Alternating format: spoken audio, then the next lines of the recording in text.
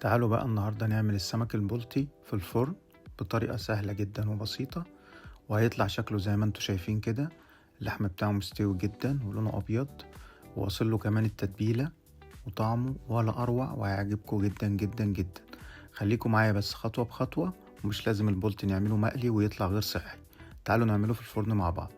هيبقى معايا سمكتين بلطي زي ما انتوا شايفين، أو الكمية اللي احنا هنعملها. هبدأ أعمل في السمكة كده فتحات من الجنب لغاية ما تبقى بالشكل ده، وهبدأ بعد كده أعمله زي طبق كده أو صينية من الفويل.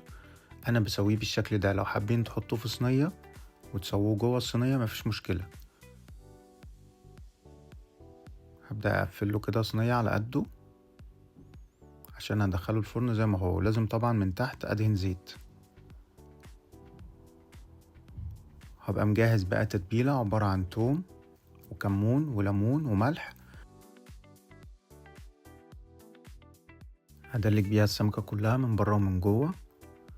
وتعالوا بقى مع بعض نجهز التتبيلة. هحط معلقة كبيرة مستردة، هعصر نص ليمونة،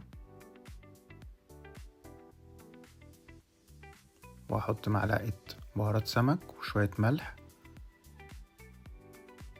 شوية كمون، وشوية زيت، وهقلب كل ده. بصوا يا جماعة القوام هيبقى كده. وتعالوا بقى نغرق السمكة من التتبيلة دي،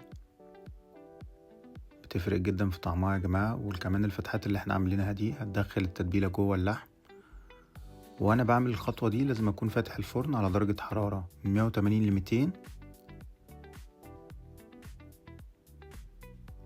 ويا جماعة ارجعوا شوفوا فيديو السمك السنجاري وفيديو الجمبري ضمن سلسلة الأسماك، هتعجبكم جدا جدا، وطريقتها سهلة وبسيطة، وبعمل الحاجات دي في دقايق. وياريت لو عجبكم المحتوى تعملوا لايك واشتراك للقناة.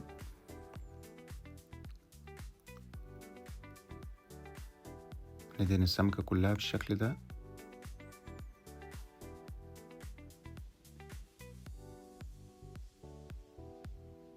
وهبدأ بقى اخدها على الفرن على درجة حرارة 200. بصوا يا جماعة بتطلع معايا بالشكل ده، تحفة. لحمها لونه أبيض وشارب من الصوص، والطعم جميل، ويكفي كمان إنها صحية، بعيدا عن إننا نعمل لها خلطة ودقيق وندخلها في الزيت وتبقى غير صحية بالمرة. يا دوب السمك مش بياخد دقايق وبيدخل الفرن وبيطلع بالشكل اللي انتوا شايفينه ده. جربوها وإن شاء الله هتعجبكم، وبالهنا والشفا.